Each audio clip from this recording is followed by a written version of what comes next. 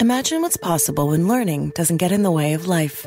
At Capella University, our game-changing FlexPath learning format lets you set your own deadlines so you can learn at a time and pace that works for you. It's an education you can tailor to your schedule. That means you don't have to put your life on hold to pursue your professional goals. Instead, enjoy learning your way and earn your degree without missing a beat. A different future is closer than you think with Capella University. Learn more at capella.edu. This episode is brought to you by Atlassian. Atlassian makes the team collaboration software that powers enterprise businesses around the world, including over 80% of the Fortune 500. With Atlassian's AI-powered software like Jira, Confluence, and Loom, you'll have more time to do the work that matters. In fact, Atlassian customers experience a 25% reduction in project duration per year. Unleash the potential of your team at Atlassian.com. Atlassian. Good afternoon, guys, and welcome to the podcast. From South Africa, I've got Victor Catrina, and he's a digital nomad, and he is a YouTube automation coach with over 5 years of experience. And his USP is he helps people build, grow, and scale their YouTube channel, faceless YouTube channel, and he monetizes it through ads, and it's really interesting. I'm really happy to have him. I'm really growing on YouTube as well. And so, Victor, welcome. Thank you, brother. Yeah, honored to be here. Yeah, briefly describe your background. You grew up in Canada, and then now you're a digital nomad, and talk about your work and your experiences. Yeah, absolutely. I can start a little bit from the beginning and not long-winding it too much, but I was born in Romania. I came to Canada when I was quite young, so I have to say I'm basically Canadian, but like I was mentioning, I got scared away from the politics and weather, and so now I live abroad in South Africa. But yeah, how my journey started, I actually started on YouTube at the age of 13. That's when my journey first started. Multiple things happened then. I was able to discover a business model online. And second of all, it really just scared me from being an employee because I realized I was able to make money online from just the fruits of my labor, my skill sets I was able to build. So I was doing graphic design animations. So not what I do today. I got really nerdy back then. I think I'm still very nerdy today. But I was really interested in graphic design. So I just developed these skill sets with Photoshop and After Effects. And I just was showcasing my skills. And people would come to me and be like, hey, can you make me this and this? And I begged my parents for a PayPal account because I was too young to make money. And they did. And then from there on, I just started making money. By that time, I was like 17. I had a custom computer. So I was making, again, pretty good money relative to a 16, 17-year-old.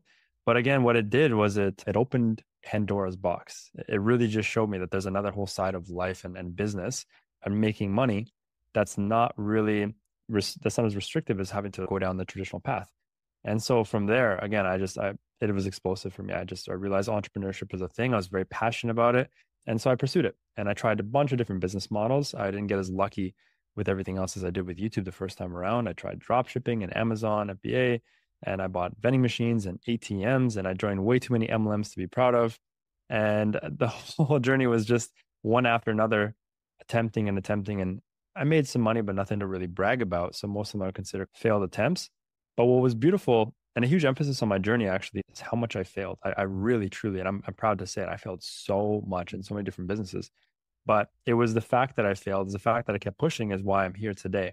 Why I'm able to see the level of success that I have today is because I was able to really harness that energy and those experiences to develop skill sets, resilience, willpower, etc., to bring me to where I am today. And so I always emphasize people like, what's something that you would take away from your past, and what can you pass on to everyone else? I'm like, just fail forward. Always look forward to failure. And there's always an amazing experience or skill set that's developed in that situation. And I can give you a really good example. So I tried, again, drop shipping. I tried the Amazon stuff. I tried a bunch of different things, and the graphic design, all these things that didn't really play out. And at the time, it didn't make sense. Like, it was just wasted time developing skills. But then I launched a marketing agency, and I got that thing to $30K a month fairly quickly. Why? Because there was all these different skill sets that was necessary for me to scale that business. Facebook ads, I had to learn that to scale my dropshipping. Website design, I had to learn that for this. All these different skill sets that really were seemingly useless really came into play. So I do truly believe that with everything comes experiences and skills that will play their part in the future if you do it with intention. And so, yeah, marketing agency was great. And I ran that up for a while, but COVID came and COVID did what it does best. And it destroyed my company. My fault. I only relied on local clients. I was specializing in dealerships. and they all shut down when COVID came and no one's buying cars. No one can buy cars. And yeah, so they didn't need me. I was the first person to go. And they all let go of me right around the same time. And so I went from on top of the world to basically picking through my couch for change. Like I really just, there was no income coming in. Luckily, of course, I had a bunch of money saved up. But at that point in time, just to understand how I transitioned back to YouTube. So when I was 17, the reason why I stopped YouTube is because my channel got terminated. No notice, no description, nothing. They literally told me no reason. Just it got terminated. I still to this day scratching my head. That was okay. It sucked at the time, but it's okay. That's why I moved on, passed on. But then when COVID came and I lost all my clients, I got an email from Google, YouTube, saying they reinstated my YouTube account. Almost like a decade later, like literally out of the blue. It was the most random email I'd ever received. And they're like, hey, sorry. Actually, they didn't even apologize. They just said, hey, your account's back. Could have at least apologized. Yeah. But they didn't. And that's fine. I was like, okay, well, you know what? I lost all my clients. I truly wasn't that fulfilled in what I was doing. I was making good money, but I really felt very much so a slave to the business. All these clients were really just like bosses, glorified bosses. I felt like I had golden shackles. I was making a ton of money, but I really felt like I was sacrificing suffering in many other ways in my life, my relationships, my finance or my health. Everything was really not that great, just the finances, which is never a good formula for balance. And so I figured, okay, I can go back and fix this. I could find some online clients and prevent these things, but am I truly happy? And then I reflected back when I was like a young 15, 16-year-old YouTuber. I was like, I love that part of my life. I need to bring that back and my channel's back. So I ran with it. I dissolved the entire company. I took all my savings. I jumped into YouTube. I knew about this automation model. I went heavy into it. And it took me like 8 to 12 months. It took me a while, to be honest, to figure it out. It was not a code that I was thinking was going to be so difficult to crack, but I eventually got it at my first viral channel, then another viral channel, and then so on and so forth, and just kept scaling. And then from there, naturally, people around me, friends, family, they were like, what are you doing right now? It's making so much money and you're just chilling on your laptop. And so, yeah, word got out. I started teaching some friends and family. They started making money. And I was like, okay, I'm like, it's not just for me. It's a bit of a repeatable process if you have the right foundation, the right systems, some guidance. And so again, more word got out and I was like, okay, I'm spending way too much time teaching these people. I'm taking away from my work. Let me streamline this process. I'm going to make some videos. So I made some videos. I posted them on YouTube for convenience. They went viral. Like they went crazy, hundreds of thousands of views. I still have them to this day. And I was like, whoa, okay, there's a lot of people that want to know this. It's seemingly a great model. And then I just was like, okay, I think something else is drawing me in this direction. I'm going to, fixate on that. And so I made more and more videos. I ended up building a community. That community got really like huge and very like almost cult-like. They're like really passionate about learning YouTube. And I ended up building this big thing. And then eventually people were like, just launch a course. I'd love to learn more, put it all there. We'll pay you for it. I was like, I've never built a course before. I don't even know what I'm doing, but I did. And it went great. And it was super, super successful, not just for me, but in terms of the amount of results that it was producing, like for the students. And that was incredible that I was like, wow, I spent all this time building all this IP and going through all this shit because it sucked for a while. And to the point where I'm like, I'm able to provide this value, like everything, all the experiences that I've been, positive and negative. So all my failures were in there too. So I still failed for a while. I told you, I messed up so many different channels and niches and attempts and strategies that I tried. I was able to put that all in there and basically teach people what not to do. Because that's such a powerful thing to have, is the knowledge of what not to do, so they can just hyperfixate on what you should do. And so that was a huge change. And then from there, I was like, again, I can't do all this on my own. I need some teams. So I had some really successful students that wanted to coach with me, to help me. And then naturally, the inception of a coaching program came. So now we have 9 calls a week, 5 coaches, hundreds of students, like upwards of almost 800 students, big program, lots of success. Actually, my biggest accomplishment to date is that I have more students who make money than not, which is a beautiful stat that I like to talk about. But yeah, that's my short, long journey in essence. Interesting. Yeah, it's quite interesting. And so talk about YouTube automation. And a lot of people, I think YouTube is one of the hardest places to grow because your stuff has to be really good. And it's like the competition is just, there's so many good talent out there. So what's the difference between faceless and a face when like a YouTube podcast? Yeah, absolutely. So basically the two are the personality-based channels and then the faceless. So personality, it goes without saying, you got to show your face on camera. Just be that personality, right? Be that influence to other people. The one caveat is that you got to be that person and you have to show up. If you're sick, if you're tired, you want to go on vacation, dog died, whatever it is, you got to show up. That's the one thing. It's a commitment versus the other side. And that's fine. By the way, the personality side is incredible. If you want to build a personal brand, you can leverage it immensely. There's so much intrinsical benefit of having a personality channel and being a personality, but it's a commitment, right? You got to show up. Otherwise, people forget about you. That's just how the internet works. But then you have this faceless side that's just it's so interesting because the show always goes on no matter what. So if someone decides to stop working, you can just replace them. And so what we're doing is we're creating an assembly line. You have your script writing, your voiceover, your video editing, and thumbnail. Those are the 4 parts that create a video. And so normally, especially as a personality, you have to gain all those skill sets yourself. You got to learn how to script your own videos, how to edit them, how to film them, how to be good on camera, how to do the thumbnails, all that stuff. Those are skills you need to build, which once you have them, it's great. But for many people, it's just difficult. So we can actually leverage other people's expertise by hiring expert freelancers overseas to do that for us. So we find expert script writers, expert voiceover artists, video editors, thumbnail artists. And that's how we build these videos by basically we're steering the ship and everyone else is rowing, right? They're what's harnessing and fueling everything, but it's our job to steer them in the right direction. So it's your job to be the expert of whatever niche you choose. It could be sports, philosophy, tech, history, celebrity, whatever it is. You find something that's passionate to you, create a channel, and then you hire a team to create the videos for you. You have to come up with the ideas yourself. So that's your job. That's where your expertise lies. That's where the real money is made, by really knowing the supply and demand of your respective niche. Hopefully that kind of sheds some light. Yeah. In regards niche selection and market research, how do you know what's profitable niches that work for automation? Yeah, realistically, you want to see other niches, like other channels that are doing it too. So if you pick a niche, but it's predominantly all personality, like you don't really see any people without their face, probably not a good niche, right? But most niches genuinely are doable in a faceless manner.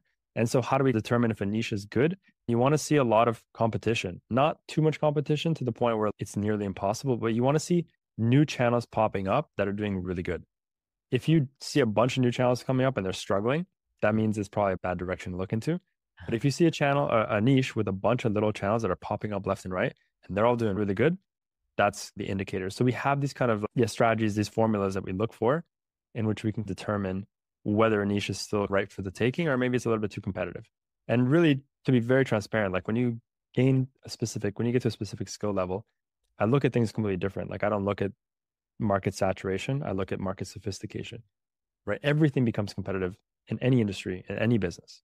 It's your job as a business owner to understand that happens no matter what, to adapt to it, and to believe in, again, to have that mindset of market sophistication. You always need to find your own unique edge. What can you do that makes your content a little bit different? Whether you make it funnier, make it animated, and you do it a little bit longer than the rest of the guys, whatever it is, you got to find your own edge to defeat and combat natural competition and saturation, right? Yeah, interesting. A couple of the channels, the faceless, are the kind of like the music ones, and then there's podcasts as well, which is also, and then there's also ones where they've got like a background and moving, and then it's like the person talking, but it's just their voice and there's scripts. So how do you determine what is what? This episode is brought to you by Indeed. When your computer breaks, you don't wait for it to magically start working again. You fix the problem. So why wait to hire the people your company desperately needs? Use Indeed's sponsored jobs to hire top talent fast. And even better, you only pay for results. There's no need to wait. Speed up your hiring with a $75 sponsored job credit at Indeed.com/podcast. Terms and conditions apply. Build a routine with Ollie that supports your wellness needs, like getting your daily vitamins and minerals with Ollie's multi-gummies, or keeping your mood upbeat with all the vitamin D in Hello Happy. Give your gut health some support with probiotics, and wake up feeling refreshed after taking Ollie Sleep. Do wellness on your terms. Find Ollie at a Walmart or Target near you, or at ollie.com. These statements have not been evaluated by the Food and Drug Administration. This product is not intended to diagnose, treat, cure, or prevent any disease. In terms of what kind of content is what, or like how does it work? I just want to better understand. Yeah, like which and in terms of like content and creation and scripting, and what strategies do you recommend? I was just giving 2 examples: creating engaging content without showing your face. Yeah, really, it's all niche dependent. So some channels, some niches are like compilations, right? It's like top 10 or the best 3 automatic vacuum cleaners or whatever. That's like an affiliate style channel. So then you're just emphasizing 3 different styles of robot cleaners and then showcasing them, and then you put some affiliate links. And that script style is going to be very different than like a documentary, right? So it's always dependent on the niche. A documentary style, you really want to hyperfixate on storytelling, having a really engaging, gravitating hook with pattern interrupts and cliffhangers and rehooks and all these different story formats that you want to integrate. So every single kind of niche and style of content is going to require a different level of or different style of writing. So it's not a one size fits all. It's really dependent on what your audience wants and what they're looking for. Yeah, hopefully that answers there. Yeah. And then you were talking about outsourcing and team building, and how can beginners outsource tasks like script writing, voiceovers, and video editing effectively? Great question. So here's where the shift in YouTube really shines its light, because the shift in society in general. We used to outsource everything to freelancers overseas, which to a degree we still do, but really not anymore. AI has stepped up its game significantly. I never believed in AI. I did in general, but just not for YouTube, because we uphold very high standards for the content that our students put out, whatever I put out. Because you mentioned earlier, like the quality is very important. It's very competitive and people are very good at what they do. And so there's a lot of people posting high quality videos. And that's actually the key. The reason why they do good is because they post quality videos. And the reason why many people fail on YouTube is because they post garbage videos and pray that millions of people will watch them, but they don't even want to watch it themselves, which is great. But what we do is we post really high quality videos. And so when we're creating them, that's a standard. We have a standard of excellence that we maintain. And I never felt like AI was there. It was never there until 4 or 5 months ago, max. Now, script writing completely outsourced by AI. Voiceovers completely done by AI. You cannot tell the difference between AI voiceovers and human voiceovers. Like we have some incredibly high-end voiceover softwares that we provide our students. Thumbnails done by AI. It's 10 times better to get thumbnails, hyper realism, whatever you can imagine in your mind, you can create with AI, and it comes out perfect once you understand it. And now we're even getting to the point where some videos, some niches, not all niches, but some niches, AI video. And so we've basically, unfortunately, replaced a large population of people who relied on these jobs, which is just the reality of AI and how it's emerging into the market. But yeah, we now basically do everything with AI. It's also dropped the cost 70%. So it's just been an even better, bigger stride of opening up the gates of YouTube to people where we can create not just content, but extremely high quality content at a fraction of the cost. Yeah, and I've used AI as well, and it's gotten really good in terms of script writing. And are you referring to ChatGPT, or are there other script writing software? Voiceover, I've used the script, but it's okay. It's not the best, but what software would you recommend? Yeah. So we do leverage like public LMs, like language models, like ChatGPT, like Claude, but we do not. It's not going to be a situation where you jump in ChatGPT and say, "Hey, write me a 10-minute script on this topic." You will get an awful script. You'll get the ones where it's like, "Hey, welcome to the channel. My name is this," and like old school scripts, they're never going to convert. So we provide our students like custom prompted GPTs. So we use public LMs like Claude, like ChatGPT, but in the back end, we input like pages upon pages of knowledge base where we understand like what an exceptional script looks like and what an awful script looks like. And we train it on both so it understands the differences.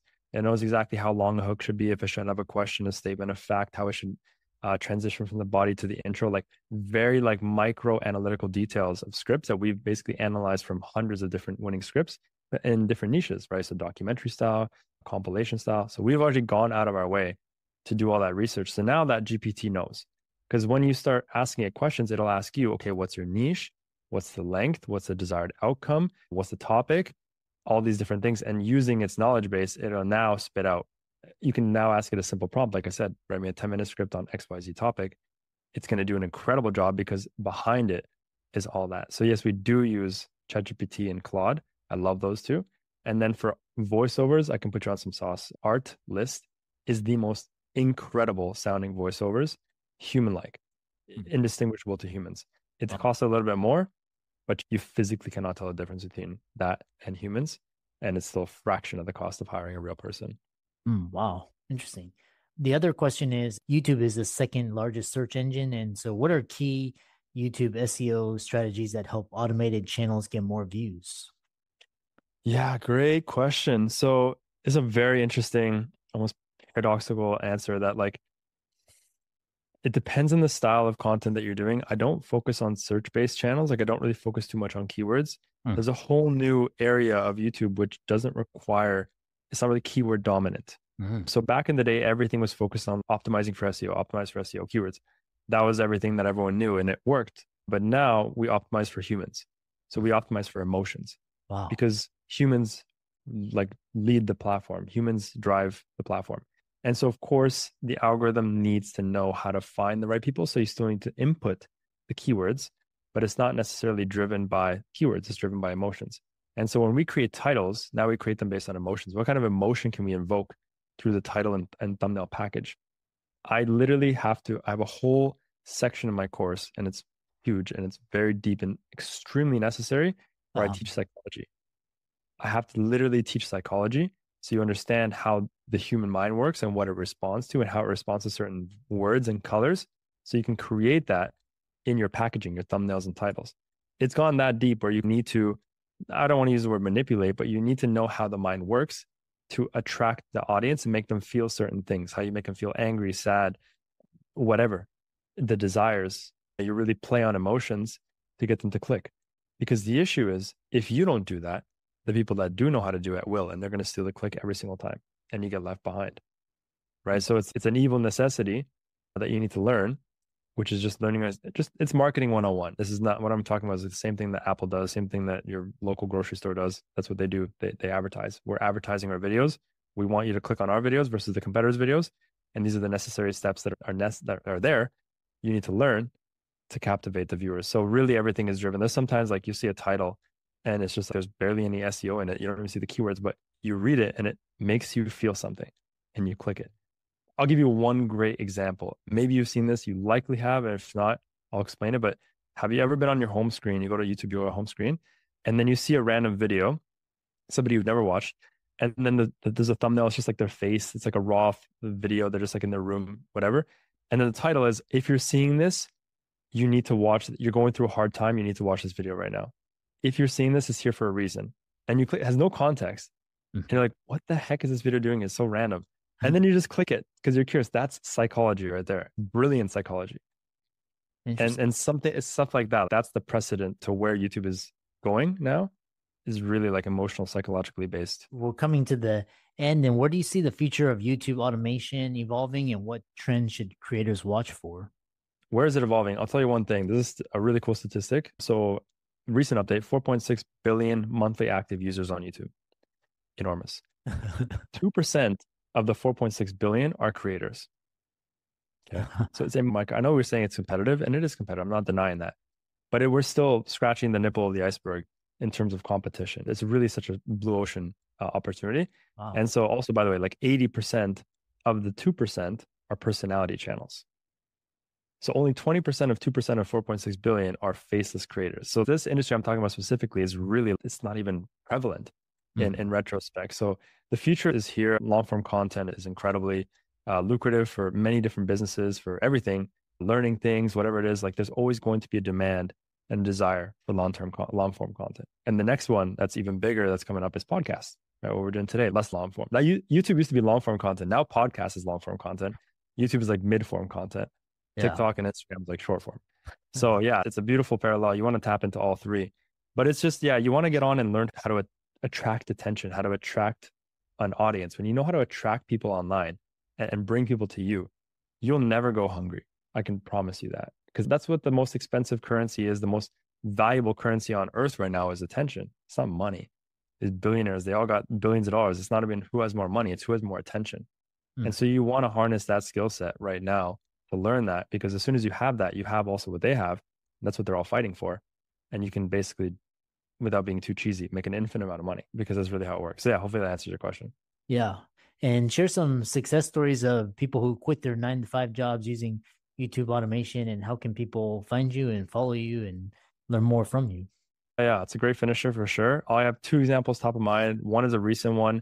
He lives in Canada. He did, in 6 months' time, $27,000 a month, which is an anomaly. I have to admit that's not a common result whatsoever, but it's a really cool result because it's the fastest and most amount of money that's ever been made from one of my students, at least. But that's again, an anomaly. My favorite one is Rose. She's 63 years old. She joined my program. She had not like no technical experience, but I have to say like negative technical experience. Like she really came in, and not to be rude at all, but she had no idea of like how computers work. I had to help her get rid of some viruses on her computer before she could use her computer.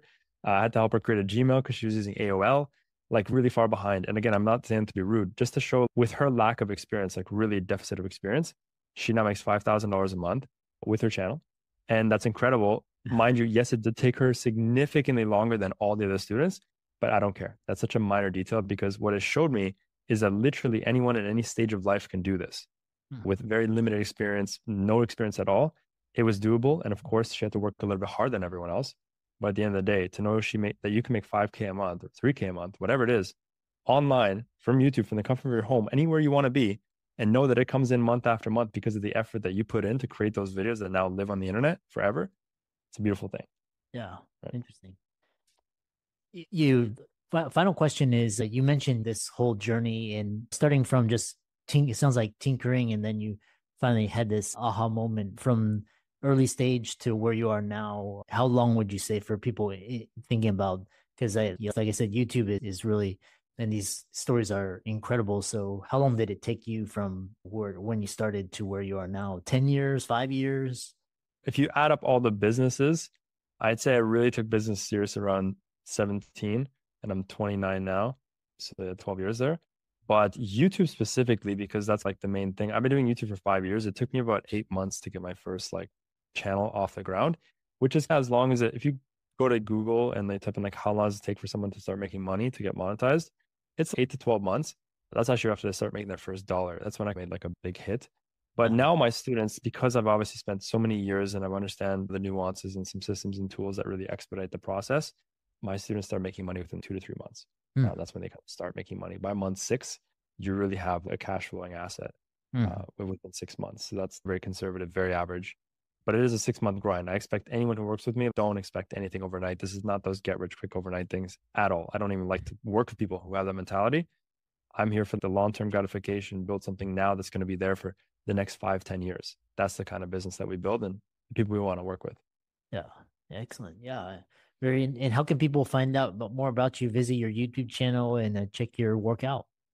Yeah, for sure. So YouTube channel is fine. You can probably link some of those there, but my Instagram is probably the best because if you have any additional questions, you want to learn more about how it works, so just hop on a call with me personally. That's perfectly fine. We can just chat it up and then we can book you in. But yeah, my Instagram, I'm sure you'll leave a link, but it's Vic. So ITSVICKK. That's just my personal IG that you guys can just connect with me on. Yeah. Excellent. Thanks so much and keep up the great work. Thank you, Christopher. It was a pleasure. Take care, brother.